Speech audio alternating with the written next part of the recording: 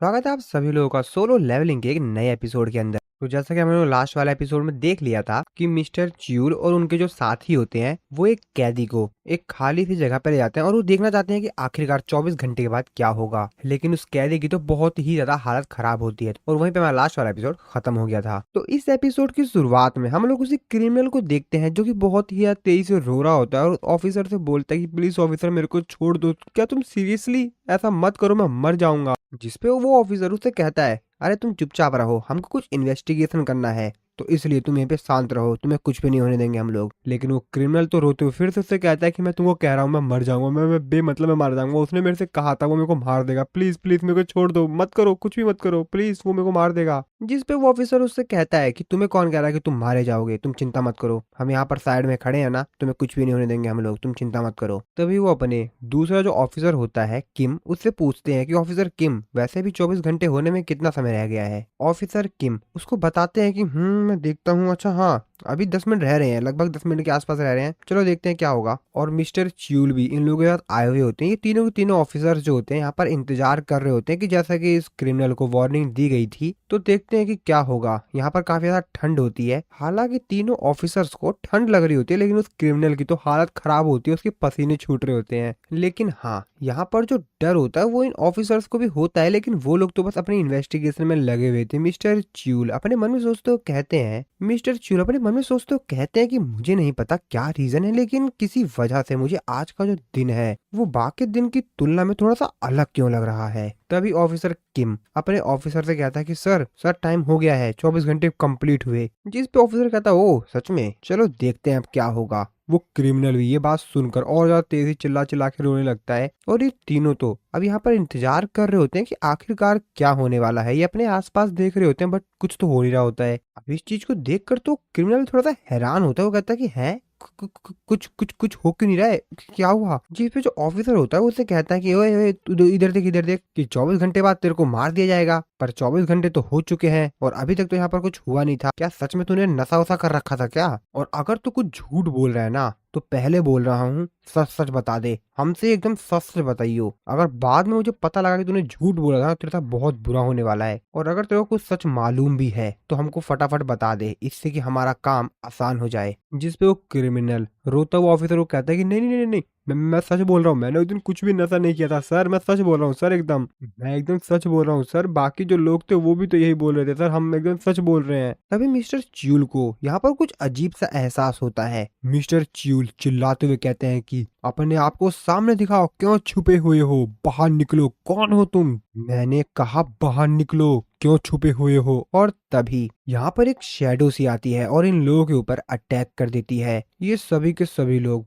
बहुत ज्यादा दूर जाए गिरते हैं। ये लोग भी काफी ज्यादा हैरान होते हैं कि अब ये क्या चीज आ गई, क्योंकि एकदम से इन लोगों के ऊपर शैडो की तरह कुछ अटैक हुआ और बस ये लोग घायल हो गए और इन लोगों को कुछ दिखाई नहीं देता। और फिर तभी ये लोग देखते हैं अपने सामने कुछ अलग ही चीज। ये लोग भी चीज देख के काफी ज्यादा हैरान होते हैं और इन सबसे ज्यादा हैरान होता है वो क्रिमिनल, क्योंकि अब उसकी बहुत गंदी वाली फट चुकी थी, क्योंकि अब उसे पता लग गया कि अब वो मरने वाला है और इसीलिए वो चिल्ला चिल्ला के रोने लगता है कि मुझे छोड़ दो, नहीं मुझे माफ कर दो, छोड़ दो मुझे। तो एक्चुअल में यहाँ पर जिन्वू के जो शैडो सोल्जर एंट मॉन्स्टर्स थे वो आ गए थे और इन लोगों ने इन सभी लोगों को चारों तरफ से घेर लिया था। मिस्टर च्यूल भी ये सब कुछ देखे काफी ज्यादा हैरान होते हैं। वो अपने मन में सोचते हुए कहते हैं कि ये तो सच में मॉन्स्टर्स हैं, और एक नहीं तीन तीन। तभी वो क्रिमिनल देखता है कि वो मॉन्स्टर इसकी ही तरफ आ रहे हैं और वो बहुत ज्यादा तेजी चिल्ला चिल्ला के रोने लगता है, और इसके आगे वो कुछ कर पाता या कुछ चिल्ला पाता उससे पहले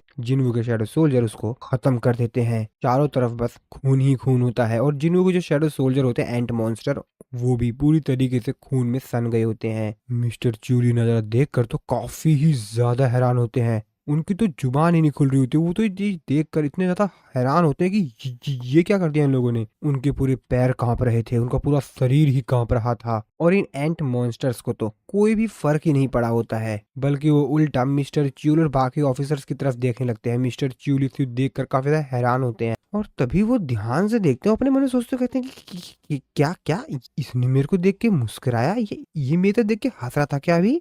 और फिर वो लोग वहां से चले जाते हैं। मिस्टर च्यूल उनको जाते हुए देखते हैं, अपने मन में सोचते हुए कहते हैं कि ये मेरे को देखकर हंस रहा था। इससे भी ज्यादा इम्पोर्टेंट ये है कि मुझे ऐसा क्यों लग रहा है कि इस प्रकार की सिचुएशन से मैं पहले ही डील कर चुका हूँ। मुझे ये अजीब सी फीलिंग क्यों आ रही है, ये इतना अजीब सा क्यों लग रहा है, आखिरकार धरती पर हो क्या रहा है। मिस्टर च्यूल के सामने उसके दोनों ऑफिसर साथी पड़े हुए होते हैं जो कि घायल हो गए थे और बेहोश हो गए थे, और मिस्टर च्यूल के सामने बस खून ही पड़ा हुआ था। वो ये चीज देखकर काफी ज्यादा हैरान थे कि आखिरकार ये सब कुछ हो क्या रहा है। और फिर ये तीनों के तीनों जाते हैं अपने सुप्रीम लीडर यानी बॉस के पास, अपने से ऊपर ऑफिसर के पास। उनका ऑफिसर इन तीनों के ऊपर चिल्लाते हुए कहता है कि तुम किसी काम के नहीं हो, कबाड़े कहीं के, तुम यूजलेस हो। वो उन लोगों पर चिल्लाते हुए कहता है कि तुम लोग, वो बंदा आया वहां पर, उसने एक बंदे को मार दिया और बिना किसी ट्रेस, बिना किसी निशान के वो वहां से चला गया। तुम लोग सच में पुलिस ही हो ना? तुम लोग पुलिस ऑफिसर कहलाने लायक ही नहीं हो। तुम लोग मेरे से कह रहे हो कि क्या बकवास है यार। अब वो तीनों बेचारे भी क्या ही करे, क्योंकि इस दुनिया में इस समय मॉन्स्टर्स तो जैसी कोई चीज होती नहीं है। अब ये लोग अपने बॉस को समझाएं भी तो क्या समझाएं, और उनका बॉस तो इन दोनों के ऊपर लगा हुआ था, इन दोनों को बहुत ज्यादा सुना रहा था कि तुम दोनों के बस की कुछ भी नहीं है। तो वो मिस्टर च्यूल से कहता है कि मिस्टर च्यूल, तुमने एम्बुलेंस को बुलाया था ना, है ना? तो तुम्हें भी कुछ याद नहीं है क्या? जिस पे मिस्टर च्यूल उनसे कहते हैं कि सॉरी सर, लेकिन मुझे भी नहीं पता सर। मैंने जब देखा तो ये ऑफिसर्स बेहोश पड़े हुए थे, इसके अलावा तो मुझे भी कुछ नहीं पता है। जिस पे वो ऑफिसर कहता है अच्छा सीरियसली। जिसके बाद उनका जो बॉस होता है वो कहता है कि चलो ठीक है, कि शुक्र है इस चीज के बारे में हमारे जो ऊपर लेवल के ऑफिसर थे उन लोगों को अभी तक इसके बारे में कुछ भी पता नहीं चला है, और इसीलिए अपना मुंह बंद ही रखना। और अगर तुम लोगों से कोई पूछे कि आखिरकार तुम लोगों को ये चोट कैसे लगी, तो तुम उन लोगों को बता देना कि तुम लोग गुरु डिस्ट्रिक्ट गैंग के ऊपर जो इन्वेस्टिगेशन कर रहे थे उस समय एक एक्सीडेंट के दौरान तुम लोगों को ये चोटें लगी। किसी को बताना मत, समझे ना मेरी बात? ये बात बाहर नहीं आनी चाहिए। जिसपे वो लोग भी कहते हैं कि जी सर, जी जी जी जी कैप्टन। फिर हम लोग कुछ समय बाद का सीन देखते हैं। मिस्टर च्यूल अपने रूम में बैठे हुए अपने कंप्यूटर पर कुछ सर्च कर रहे थे। वो अपने मन में सोचते कहते हैं कि यहाँ पर जरूर जरूर कुछ ना कुछ तो गड़बड़ चल रहा है, मुझे पता लगाना होगा कि आखिरकार यहाँ पर चल क्या रहा है। और वो इसीलिए काफी लंबे समय से कंप्यूटर पर बैठकर इस चीज के बारे में इन्वेस्टिगेशन कर रहे थे। तभी उनका ऑफिसर साथी जो होता है वो वहां पर आता है। वो कहता है कि सर आप अभी भी उस केस के ऊपर इन्वेस्टिगेशन कर रहे हैं, लेकिन कैप्टन ने तो कहा था कि। जिस पे मिस्टर चिरू से कहते हैं कि हाँ मैं जानता हूँ, लेकिन मैं इस केस के बारे में इन्वेस्टिगेशन कर रहा हूँ अपने कुछ पर्सनल रीजन की वजह से। जिस पे वो ऑफिसर मिस्टर चिरू से कहता है कि ऐसा लग रहा है कि काफी सारे अलग पुलिस स्टेशनों पर भी काफी सारे क्रिमिनल्स ने अपना क्राइम आकर एक्सेप्ट किया है। बात तो सही है। वो ऑफिसर मिस्टर च्यूल के जो कंप्यूटर स्क्रीन होता है उस पर देखते हुए कहता है कि सर ऐसा लग रहा है कि क्रिमिनल्स की संख्या बहुत ही ज्यादा तेजी से घट रही है। ये देखिए फरवरी के एंड में और मार्च के स्टार्टिंग में क्रिमिनल की जो संख्या है वो बहुत ही ज्यादा कम हुई है। मिस्टर च्यूल से कहते हैं कि तुम्हें क्या लगता है, तुम्हें क्या कुछ और लग रहा है, क्या लगता है तुमको? जिस पर मिस्टर चुल को बताता है कि नहीं कुछ स्पेशल नहीं है, लेकिन हाँ जैसा कि आपको पता है कि मेरी जो आंटी हैं वो एक छोटा सा बुक रेंटल शॉप चलाती हैं। जिसपे मिस्टर चुल कहते हैं कि हाँ तो। जिसपे वो ऑफिसर आगे बताता है, मेरे को याद है वो मेरे को अक्सर बताती थी कि उनका जो बिजनेस है वो जो बुक्स बेचती हैं फरवरी के एंड में और मार्च के स्टार्टिंग में उनका जो काम है वो बहुत ही ज्यादा स्लो हो जाता है। और ऐसा इसलिए होता है क्योंकि सभी बच्चे स्कूल वापस जाते हैं, यानी कि अब उनका स्कूल जो है वो स्टार्ट हो जाता है। फिर वो हंसते हुए कहता है कि हाँ मैं जानता हूँ कि वैसे ही जो मेरी इन्फॉर्मेशन है वो बहुत ज़्यादा यूजलेस है, लेकिन शायद आपके कहीं काम आ जाए। जिसपे मिस्टर चुल की ये बात सुनकर थोड़ा सा सोचते हैं। जिसपे वो कहता है कि सर क्या हुआ? मिस्टर चुल से कहते हैं कि चलो ठीक है, वैसे तुम्हारी इस बात को मैं अपने दिमाग में रखूंगा। अगर मेरे इस केस को सॉल्व करने में इससे कोई मदद हो जाए तो मेरे लिए अच्छा ही रहेगा। अब दोस्तों आपके लिए यहाँ पर एक छोटा सा क्वेश्चन है जिसका जवाब हम लोगों को आगे के एपिसोड्स में पता चलेगा, लेकिन अभी मैं आप लोगों से पूछता हूँ कि वैसे ये जो बात इस ऑफिसर ने बोली है कि बच्चे इस समय पर स्कूल जाते हैं और जो क्रिमिनल्स की संख्या है वो बहुत ही ज्यादा कम हुई थी पिछले महीने, लेकिन अब नहीं है, तो किस तरीके से ये जिन्वू से कनेक्टेड है आप लोग मेरे को कमेंट करके जरूर बताना। इसके बाद हम लोग अगले दिन का सीन देखते हैं जिन्वू के स्कूल का। और आज जिन्वू का अपने स्कूल में पहला दिन है और अब जिन्वू अपने स्कूल लाइफ को थोड़ा सा एंजॉय करेगा क्योंकि उसने पहले इतना एंजॉयमेंट नहीं किया है। इसके बाद अगली सीन में हम लोग प्रिंसिपल के रूम का सीन देखते हैं, जहाँ पर जो प्रिंसिपल होता है वो मिस्टर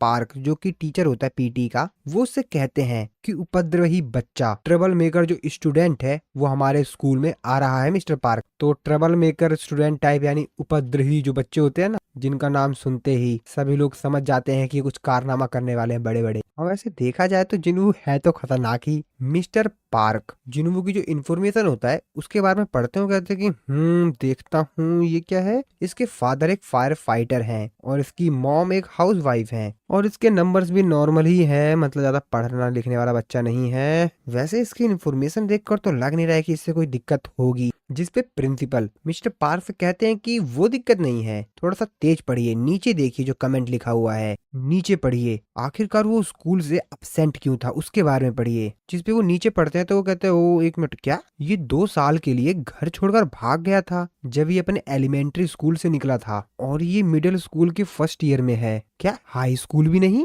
ओ तो ये बात है। जिसपे प्रिंसिपल से कहते हैं कि हाँ तो तुम संभाल लोगे ना इस जैसे स्टूडेंट को। जिसपे वो कहते हैं कि वैसे सर आप जानते हैं कि सभी बच्चे मेरे को कोबरा क्यों कहते हैं, क्योंकि अगर कोई भी स्टूडेंट ट्रबल क्रिएट करेगा, दिक्कत करेगा, तो मैं उसको सिखाऊंगा और ऐसा सिखाऊंगा कि अगली बार वो कभी भी कोई गलती नहीं करेगा। तो एक्चुअल में इस टीचर का नाम होता है टीचर पार्क और इसका निक नेम होता है द कोबरा। इसके बाद हम लोग अगले सीन में सभी स्टूडेंट्स असेंबली में आ जाते हैं, लेकिन वो लोग बस ऐसे ही रैंडमली खड़े होते हैं और आपस में बात करने में लगे हुए होते हैं। और तभी इनका जो टीचर होता है मिस्टर पार्क वो वहां पर आता है और उन लोगों पर चिल्लाते हुए कहता है कि शांत हो जाओ, तुम लोग अभी भी बात क्यों कर रहे हो। अब उसकी ये बात सुनकर बाकी सभी जो बच्चे होते हैं उनकी तो हालत खराब हो जाती है, वो डर के मारे चुप हो जाते हैं। और तभी वो साइड में जिन्वू को देखता है जिसका तो एक अलग ही ऑरा निकल रहा था। और तभी वो जिन्वू के हाथ में देखता है तो एक्चुअल में जिन्वू ने अपने हाथ में ग्लव्स पहना हुआ था। वो अपने मन में सोचते हुए कहता है कि तो ये वही है, ये वही लड़का है सांग जिन वू। अब मैं इसको बताऊंगा कि मैं क्या कर सकता हूँ। और वो काफी ज्यादा गुस्से में जिन्वू की तरफ जा रहा होता है उसकी पिटाई करने के लिए, क्योंकि एक पीटी टीचर है तो जो स्टूडेंट स्कूल के रूल्स को फॉलो नहीं करेगा तो उसको ये सबक तो सिखाएंगे ही। और इसीलिए वो जिन्वू देखते हैं जिसने हाथ में ग्लव्स पहना हुआ होता है, अपने मन में सोचते कहते हैं ओ तो इसने ग्लव्स भी पहना हुआ है जो कि ड्रेस कोड के खिलाफ है, और अगर ऐसी बात है तो मैं इसको सबक सिखाऊंगा कि आखिरकार मेरे अंदर जो ब्लैक फ्लेमिंग ड्रैगन सील्ड है। और तभी वो जिन्वू के पास जाकर उसके ऊपर चिल्लाते हुए कहता है कि हाँ तुम आखिरकार तुमने ग्लव्स क्यों पहना हुआ है, तुम्हें क्या लगता है कि क्या तुम सही हो। और तभी जिन्वू उसकी तरफ देखता है और जिन्वू के अंदर से जो ऑरा निकल रहा होता है उसको जैसे वो सेंस करता है टीचर, उसकी तो हालत खराब हो जाती है, उसके शरीर से पसीने छूटने लगते हैं, उसकी आंख खुली खुली रह जाती है, क्योंकि जिन्वू के अंदर से एक अलग ही लेवल का ऑरा निकल रहा था। और वो बेचारा इतना ज्यादा डर जाता है कि वो जिन्वू के आगे चला जाता है और जो दूसरा बच्चा होता है उसको कहता है कि तुम सभी लोग शांत हो जाओ और सीधी लाइन में खड़े हो। अब ये चीज देख के उस जिन्वू भी हैरान होता है कि ये मेरे को ही बोले थे ना, पता नहीं यार। लेकिन उस टीचर की तो हालत बहुत ही ज्यादा खराब हो गई होती है, उसके पसीने छूट रहे होते हैं। अपने मन में सोचते कहता है कि वैसे जो चीज मैंने अभी देखी थी क्या क्या वो सही था। इस तरफ हम लोग जिन्वू को देखते हैं जिसपे उसके जो शैडो सोल्जर होते हैं जिन्वू से कहते हैं कि वैसे वैसे माय किंग, इस इंसान ने जिन्वू से कहता है कि हाँ मुझे लग रहा है कि शायद उसने तुम लोगों को देख लिया। जिन्वू अपने मन में सोचते हुए कहता है मैं इस दुनिया में हूँ और मेरे होने की वजह से जो इफेक्ट हो रहा है, क्या अभी जो इफेक्ट हुआ ये उसकी वजह से ही था क्या, पता नहीं मुझे भी, लेकिन शायद। इसके बाद अगले सीन में हम लोग जिन्वू के क्लासरूम का सीन देखते हैं जहाँ पे बाकी सभी जो स्टूडेंट थे वो ग्रुप बनाकर बातचीत कर रहे थे, लेकिन जिन्वू अपने बेंच पर बैठकर अपनी किताब पढ़ रहा था या शायद कुछ सोच रहा था। और तभी उसके पास एक स्टूडेंट आता है, वो जिन्वू से कहता है कि तुम सांग जिन्वू हो है ना। अरे मैं हूँ ग्योजेल, हम मिडिल स्कूल में एक ही क्लास में थे। वैसे क्या तुम यहीं आसपास रहते हो क्या? मैं यहाँ पर लास्ट ईयर ही आया हूँ। और तभी उसके पीछे से कुछ बड़े स्टूडेंट आते हैं और उसको साइड में धक्का देते हुए इससे कहते हैं कि अरे थोड़ा थोड़ा साइड हटना। और वो सारे के सारे जिन्वू के पास आ जाते हैं और जिन्वू को चारों तरफ से घेर लेते हैं। तभी उनमें से जो एक स्टूडेंट होता है वो जिन्वू से कहता है कि हाँ बे तू क्या कोई हीरो है क्या, तूने अपने हाथ में ये ग्लव क्यों पहन रखा है। तभी दूसरा स्टूडेंट कहता है कि वैसे वैसे तुमने अपने हाथ में सिर्फ एक ही ग्लव क्यों पहन रखा है, एक ही हाथ में, दूसरे हाथ में क्यों नहीं पहन रखा है। वैसे क्या तुम्हारे पास कोई ब्लैक फ्लेमिंग ड्रैगन सील्ड है क्या, या वैसा ही कुछ। तभी जो दूसरा स्टूडेंट होता है वो हंसते हुए कहता है कि हाँ मेरे जो राइट हैंड है ना, राइट हैंड, उसमें ब्लैक फ्लेमिंग गोट ब्लीडिंग है। और ये सब के सब मजे ले लेकर यहाँ पे बातें कर रहे थे। जिन्वू उन लोगों की तरफ देखते हुए मन में सोचते हुए कहता है कि क्या है इन लोगों को, ये लोग मेरे से भी बात करने के लिए आ गए। और तभी उनमें से जो स्टूडेंट होता है जिन्वू से कहता है कि हाँ तू सुन सुन सुन इस ग्लव्स को निकाल, मैं देखता हूँ कैसा लगता है। तभी दूसरा स्टूडेंट होता है वो कहता है कि एक मिनट, ये बंदा हमको सुन भी रहा है। हमने इससे कहा कि अपना ग्लव्स उतार, लेकिन ये तो हमारी किसी बात का रिप्लाई ही नहीं दे रहा है। तभी दूसरा स्टूडेंट चिल्लाते हुए कहता है कि क्या बकवास है, कुछ गड़बड़ है क्या? तेरे लेफ्ट हैंड पर कोई टैटू वगैरह बन रखा है क्या, या कुछ और? तो अपना ग्लव्स क्यों नहीं उतार रहा है? और तभी बेरू जिन्हों से कहता है कि माय किंग, अगर आप मेरे को परमिशन दे तो मैं इन लोगों को टुकड़े टुकड़े कर देता हूँ, ताकि ये लोग जीवन में कभी आपका दोबारा से डिसरिस्पेक्ट ना कर सकें। जिन्हों अपने मन में सोचते हुए बेरू से कहता है कि नहीं नहीं नहीं, इस चीज की मैं तुमको कभी भी परमिशन नहीं दूंगा, बिल्कुल भी नहीं मिलेगी तुमको परमिशन। जिसपे बेरू कहता है कि लेकिन जिन्हू कहता है कि नहीं, बिल्कुल नहीं। और फिर जिन्हू अपना जो ग्लव्स होता है वो उतारने लगता है। सभी बच्चे बड़े ध्यान से देख रहे होते हैं कि क्या है इसके पीछे, इसने ग्लव क्यों पहन रखा है। और जैसे जिन्हू अपने ग्लव को उतारता है वो उन लोग अपना हाथ दिखाता है, जिसको देखकर वो सभी के सभी काफी ज्यादा हैरान होते हैं। जिन्हू अपने मन में सोचते हुए कहता है कि मेरे हाथ की जो ये हालत है ये तब हुई थी जब मैं ड्रैगन किंग एंड टेरी से लड़ रहा था, और ये मेरी सिर्फ एकमात्र चोट है जिसको कि मैं हील नहीं कर पाया। जिन्हू उन लोगों से कहता है कि क्या हुआ, कुछ गड़बड़ है क्या? तुम लोगों ने इससे पहले कभी जला हुआ हाथ नहीं देखा क्या? जिसपे वो जो बच्चे होते हैं उससे बहुत ही ज्यादा नाराज हो जाते हैं, गुस्से में आते हैं। वो भड़कते हुए उससे कहते हैं कि हम तो सिर्फ मजाक कर रहे थे, तुम इतने ज्यादा सीरियस क्यों हो गए? तभी दूसरा बच्चा कहता है कि अरे तुम यार अपना ग्लव्स वापस पहन लो भाई, पहन लो अपना ग्लव्स वापस, नहीं तो रात भर मेरे को इसी चीज के सपने आते रहेंगे। तभी तीसरा बच्चा कहता है कि यार क्या बंदा है ये, हम तो मजाक कर रहे थे, इसने तो सीरियसली कर लिया। अब इस चीज को जो है वो बेरू बर्दाश्त नहीं कर पाता और बेरू काफी ज्यादा गुस्से में जाता है उन लोगों को मारने के लिए। लेकिन जिन्हू उससे मन में सोचते हुए कहता है कि नहीं नहीं नहीं, रुक जा, क्या कर रहे हो, क्या कर रहे हो? नहीं नहीं नहीं, कुछ मत करना, कोई हरकत मत करना, पहले बोल रहा हूँ बेरू, कोई हरकत नहीं। बेरू फुल गुस्से में होता है, कहता है कि माय किंग, मैं इन लोगों को छोड़ूंगा नहीं। लेकिन जिन्हू से कहता है कि ठीक है शांत हो जाओ, शांत हो जाओ, ठीक है मैं कुछ करता हूँ। और जैसे ही वो बच्चे जब क्लासरूम से बाहर जा रहे होते हैं, जिन्हू अपनी पावर का इस्तेमाल कर कर उन लोगों को गिरा देता है और सबके सब एक साथ एक दूसरे के ऊपर जमीन पे गिरते हैं। और बाकी सभी जो स्टूडेंट होते हैं आसपास खड़े, वो उन लोगों को देखकर उन लोगों के ऊपर हंसने लग जाते हैं। और ये चीज देखकर उन बच्चों का दिमाग और भी ज्यादा खराब हो जाता है। अब ये चीज को देखकर बेरू को थोड़ा सा राहत मिलती हुई कहता है कि माय किंग। जिन्हू उससे कहता है कि मैंने इसे थोड़ा सा हंसने के लिए किया था, बस ऐसा कुछ नहीं है कि मैं इन लोगों को नुकसान पहुंचाना चाहता हूँ। और फिर जिन्हू अपने क्लासरूम से बाहर आ जाता है। जो अभी अभी एक नया स्टूडेंट आया था ना जिन्हू से बात करने के लिए, जो कि मिडिल स्कूल में था, वो जिन्हू से बात करने लग जाता है और वो जिन्हू से कहता है कि वैसे जिन्हू, तुम पिछले 3 सालों में बहुत ही ज्यादा बदल चुके हो, क्योंकि जिस तरीके से वो स्टूडेंट यहाँ पर आए और तुमसे बात करने लगे, तुम तो बिल्कुल भी डर नहीं रहे थे, तुम्हारे अंदर तो बिल्कुल भी घबराहट ही नहीं थी। या जो तुम पिछले 3 साल से गायब थे, तुम क्या कहीं पर जिम जाते थे? अब जिन्हू उसकी इस बात का क्या ही रिप्लाई दे। वैसे एक तरह से देखा जाए तो हाँ, जिन्हू जिम तो कर ही रहा था, मतलब इतने सारे मोनार्च को मार रहा था, जिम ही थी वो एक तरह से तो। लेकिन जिन्हू उसके इस बात का कोई रिप्लाई नहीं देता है और उससे कहता है कि हाँ, मैंने बहुत ज्यादा अपने आप को ट्रेन किया इस चीज के लिए। जिसपे वो स्टूडेंट जिन्हू से कहता है कि अच्छा, तो इसका मतलब ये है कि तुम स्पोर्ट क्लब को ज्वाइन करने वाले हो, है ना? अब जिन्हू उसकी ये बात सुनकर अपने मन में सोचते हुए कहता है कि क्लब। और फिर उससे कहता है कि वैसे एक क्लब है जिसको कि मैं ज्वाइन करना चाहता हूँ। अब ये बात सुनकर वो बच्चा भी थोड़ा सा कंफ्यूज होता है कि क्या चल रहा है इसके मन में। और फिर जिन्हू पहुंच जाता है ग्राउंड में। वहां पर जाकर ट्रैक एंड फील्ड क्लब का कैप्टन होता है, उससे कहता है कि मेरे को आपका track and field club join करना है। ये बात सुनकर वो स्टूडेंट कहता है क्या तुम ट्रैक एंड फील्ड क्लब को ज्वाइन करना चाहते हो? तो एक्चुअली में इसका नाम होता है जोई, जो कि ट्रैक एंड फील्ड क्लब का कैप्टन होता है। जिन्हू उनका रिप्लाई देते हुए कहता है कि हाँ बिल्कुल। जिसपे वो जिन्हू से कहता है कि तुम दोनों। जिन्हू से कहता है कि नहीं नहीं नहीं, सिर्फ मैं ही ज्वाइन करना चाहता हूँ आपके क्लब को। और तभी पीछे से कुछ स्टूडेंट आते हैं और कहते हैं हे, आखिरकार यहाँ पर चल क्या रहा है, क्या ये हमारा क्लब ज्वाइन करना चाहते हैं? वैसे हमारे यहाँ कभी भी किसी न्यू स्टूडेंट ने इस तरीके से आकर हमारे क्लब को ज्वाइन करने के लिए कभी नहीं कहा, तुम कुछ अलग हो बच्चे। जिसपे जो कैप्टन होता है वो जिन्हू से कहता है कि वैसे क्या तुम एथलीट स्टूडेंट हो? जिन्हू कहता है कि नहीं। वो जिन्हू से कहता है कि वैसे क्या तुमको अपने मिडिल स्कूल में रनिंग का कोई एक्सपीरियंस है? जिसपे जिन्हू कहता है कि नहीं। तभी दूसरा स्टूडेंट जिन्हू से कहता है कि क्योंकि ये जो क्लब है सिर्फ एथलीट स्टूडेंट से बना हुआ है, और अगर तुमको किसी भी प्रकार का कोई रनिंग एक्सपीरियंस ही नहीं है, तो आखिरकार तुम हमारे ट्रैक एंड फील्ड क्लब को ज्वाइन ही क्यों करना चाहते हो? जिसपे जिन्हू उन लोगों को बताता है कि कोई है जिससे कि मैं मिलना चाहता हूँ, और मैं उससे मिल सकता हूँ सिर्फ और सिर्फ ट्रैक एंड फील्ड कंपटीशन में। और फिर इसी सीन के साथ हमारा ये वाला जो एपिसोड है वो खत्म हो जाता है। तो दोस्तों आप लोगों को कमेंट करके बताइएगा कि जिन्हू किसकी बात कर रहा है। आई होप आप लोगों को वीडियो अच्छी लगी होगी। और दोस्तों कुछ नए लोगों ने हमारे चैनल की मेंबरशिप ली है, तो उन सभी लोगों का नाम आप लोग स्क्रीन पर देख सकते हैं। तो मिलता हूं मैं आप लोगों को अपने नेक्स्ट वीडियो में।